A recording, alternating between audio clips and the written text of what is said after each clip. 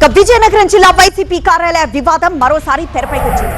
రికార్డులు తారుమారు చేసి తన సొంత భూమిలో వైసీపీ ఆఫీసును నిర్మించారంటూ ప్రభుత్వానికి గోవా గవర్నర్ అశోక్ గజపతిరాజు ఫిర్యాదు చేయడం సెన్సేషన్ గా మారింది. వైసీపీ ఆఫీస్ నిర్మించిన స్థలం నిజంగానే అశోక్ గజపతిరాజుదా?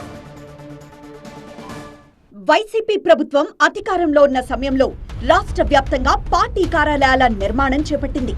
అందులో భాగంగా విజయనగరంలో జిల్లా పార్టీ కార్యాలయ నిర్మాణం కోసం మహారాజుపేట సౌత్ వార్డులోని సర్వే నంబర్ 569లో 1 ఎకరా భూమిని ఎంపిక చేశారు. 2022 జనవరి 28న అప్పటి రెవెన్యూ అధికారులు, టౌన్ సర్వేయర్, ఇతర టెక్నికల్ సిబ్బందితో కలిసి స్థల పరిశీలన చేశారు. అనంతరం ఫిబ్రవరి 9న అదే భూమిని ప్రభుత్వ భూమిగా పరిగణిస్తూ మెమో జారీ చేశారు.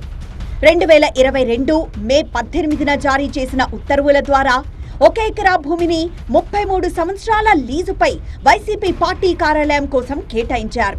ఏడాది లీజు రుసుము చెల్లింపుల అనంతరం 2022 జూన్ 23న సంబంధిత స్థలాన్ని పార్టీ కార్యాలయ నిర్మాణం కోసం వైసీపీకి అప్పగించారు. ఆ భూమిలో వైసీపీ పార్టీ కార్యాలయ నిర్మాణం కూడా జరిగింది. అయితే ఆ స్థలం తనదనంటున్నారు గోవా గవర్నర్ అశోక్ గజపతిరాజు. వైసీపీ హయాంలో అధికార దుర్వినియోగం చేసి తమ పార్టీ కార్యాలయం నిర్మించారని అశోక్ గజపతిరాజు ప్రభుత్వానికి చేసిన ఫిర్యాదు వివాదానికి కారణంగా మారింది. టౌన్ సర్వే నంబర్ 569లో మొత్తం 4 ఎకరాల 76 సెంట్ల భూమి ఉంది. టౌన్ సర్వే రికార్డుల ప్రకారం ఈ భూమి విజయనగరం ఎస్టేట్ కు చెందిన ప్రైవేట్ భూమిగా నమోదై ఉందని అశోక్ గజపతిరాజు చెప్తున్నారు. 1917 నుంచి 1922 మధ్య కాలంలో ఈ భూమిని విజయనగరం ఎస్టేట్ ప్రైవేట్ ల్యాండ్ గా వర్గీకరించారని, అనంతరం జమీందారీ వ్యవస్థ రద్దు తర్వాత ఈ ఆస్తి తమ కుటుంబ యాజమాన్యంలోనే కొనసాగుతోందని ఆయన చెప్తున్నారు. దశాబ్దాలుగా ఈ భూమి తమ ఆధీనంలోనే ఉండగా ఇటీవలే రికార్డులు మార్చేసి ప్రభుత్వ భూమిగా చూపించారని అశోక్ గజపతిరాజు ఆరోపిస్తున్నారు. AP survey and boundaries act 1923లోని సెక్షన్ 9 ఆఫ్ 2, 10 ఆఫ్ 2 నిబంధనలను ఉల్లంఘించారన్నారు. భూ యజమానికి అవకాశం ఇవ్వకుండా ఏకపక్షంగా నిర్ణయం తీసుకున్నారని ఆరోపించారు. అలాగే బోర్డ్ స్టాండింగ్ ఆర్డర్స్ లోని సంబంధిత నిబంధనలకు విరుద్ధంగా ప్రైవేట్ భూమిని ప్రభుత్వ భూమిగా మార్చారని తన ఫిర్యాదులో వివరించారు.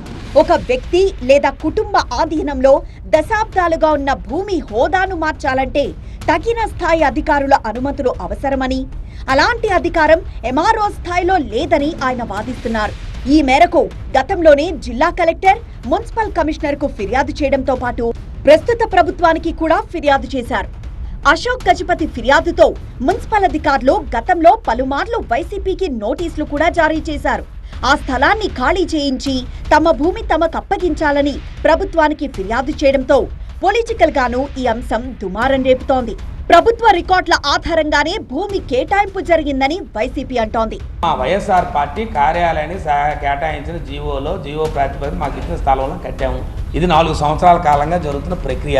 మాకు జీవో వచ్చి అని అని అని అనుకుంటే అది అన్నిటికీ అనుభవిస్తుంది కదా. అది అధికారులు అనుభవించారంటే అదే అధికారులు కదా. ఇప్పుడున్న అధికారులు, అప్పుడున్న అధికారులు, అది రాజకీయ పార్టీలు వ్యక్తులు మేము మారుతాం తప్ప 5 సంవత్సరాలకు ఒకసారి ప్రజాప్రతినిధులుగా ఉన్న వాళ్ళు మారుతారు తప్ప అధికారులు ఎప్పుడు కూడా పెర్మనెంట్ కదా. అధికారులు శాస్త్రం. మాన్సస్ భూముల రికార్డులో కానీ, సంస్థాన వారసుల వ్యక్తిగత ఆస్తుల డిక్లరేషన్ జాబితాలో కానీ సర్వే నంబర్ 569 లేదు అని వైసీపీ అంటోంది. పైగా సంస్థానం రద్దుతో సంస్థానం భూములన్నీ ప్రభుత్వపరమయ్యాయి కాబట్టి అది ప్రభుత్వ ఆస్తి అని వైసీపీ చెప్తోంది. ఇటు అశోక్ గజపతిరాజు మాత్రం ఆ భూమి తనదే అంటున్నారు. దీంతో ఈ వివాదం జిల్లాలో తీవ్ర చర్చనీయాంశంగా మారింది.